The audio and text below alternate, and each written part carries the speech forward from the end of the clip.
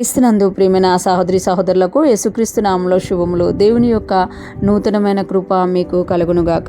ఈరోజు దేవుడు మనకిచ్చిన మాట కొరింథీయులకు రాసిన 2వ పత్రిక 8వ అధ్యాయం 5వ వచనం. ఇదియుగాక మొదట ప్రభువునకును దేవుని చిత్తం వలన మాకును తమ్మును తామే అప్పగించుకొనిరి, ఇంతగా చేయుదురని మేము అనుకొనలేదు.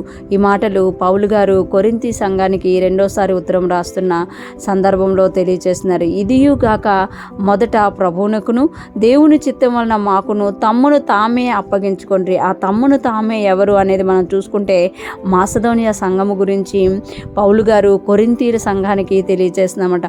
ఎప్పుడైతే పౌలు గారు అన్యజనులకి సువార్త చాటిస్తూ ముందుకెళ్ళిపోతున్నారో మాసిదోనియా వారికి సువార్త అందించినప్పుడంట వాళ్ళు దేవుని యొక్క సువార్తను అంగీకరించి బహుశ్రమలలో కూడా దేవుని సువార్తను అంగీకరించి దేవునికి వాళ్ళు ఎంతో దాతృత్వం కలిగి ధర్మం ఇచ్చినట్టుగా మనము చూడగలం. ఇక్కడ పౌలు గారు దాతృత్వం కొరకే మాట్లాడుతూ వాళ్ళు అంతగా చేస్తారని మేము అనుకోలేదు అని ఇక్కడ తెలియజేస్తున్నారు. ఎంతగా చేశారు అని అంటే ఇదియుగాక మొదట ప్రభువునకును, అంటే వాళ్ళు ప్రభువునకు పూర్తిగా తమను తాము అప్పగించుకున్నారంట. దేవుడు మనల్ని ప్రేమించి మన కొరకు ఆయన తనను తానుగా మన కొరకు అర్పణగా బలిగా చేసుకున్నారన్నమాట. అది విన్న మాసిదోనియా సంఘపు వారంట వాళ్ళు కూడా యేసయ్య ఎలాగైతే తనను తాను అర్పణగా చేసుకున్నారో వాళ్ళు కూడా ప్రభువునికి ఎలాగ అప్పగించుకున్నారంట, తమ్మును తామే అప్పగించుకున్నారట. అంతేకాదు దేవుని చిత్తం వలన మాకును, అంటే ఎవరైతే సువార్త తీసుకొని మాసిదోనియా సంఘానికి వెళ్ళారో ఆ పౌలు గారికి కూడా వాళ్ళు ఎలాగ అప్పగించుకున్నారంట, ప్రభువునకు వాళ్ళే అప్పగించుకున్నారట.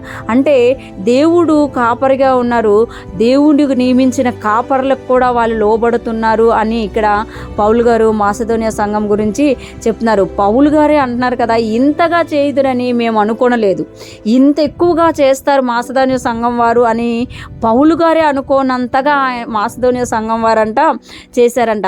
వాళ్ళు దాతృత్వం కలిగి కానుక ఇవ్వడమే కాదు, ప్రభువునకు తమ్మును తాము అప్పగించుకున్నారట.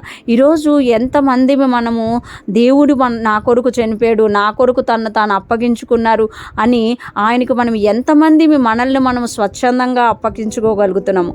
అలాగ మాసిదోనియా సంఘం వారిలాగా మనం ప్రభువునికి మనల్ని మనం అప్పగించుకోగలిగితే, మనల్ని ఎవరైతే నడిపిస్తున్నారో వాళ్ళకి మనం అప్పగించుకోగలిగితే మనం ఇంకా ఆత్మలో వర్ధిల్లే వారంగా ఉంటాము అని ఈరోజు దేవుడు మనకి తెలియజేస్తున్నారు. మాసిదోనియా సంఘపు వారు చేసినట్లుగా ప్రతి విశ్వాసి కూడా ఎవరైతే యేసుక్రీస్తుని రక్షకుడుగా అంగీకరిస్తున్నారో వారందరూ కూడా ప్రభువునకు తమను తాము అప్పగించుకోగలిగితే దేవుడు ఏదైనా వారి జీవితంలో చేయగలుగుతారన్నమాట.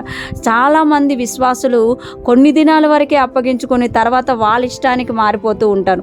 అలాగా కాకుండా ఈరోజు దేవుడు మనకు తెలియజేస్తున్నారు కదా, మిమ్మును మీరు సజీవ యాగముగా నాకు అప్పగించుకుంటే మీలో నా ఉద్దేశాన్ని చిత్తాన్ని నేను పరిపూర్ణంగా చేయగలుగుతాను అని దేవుడు తెలియజేస్తున్నారు.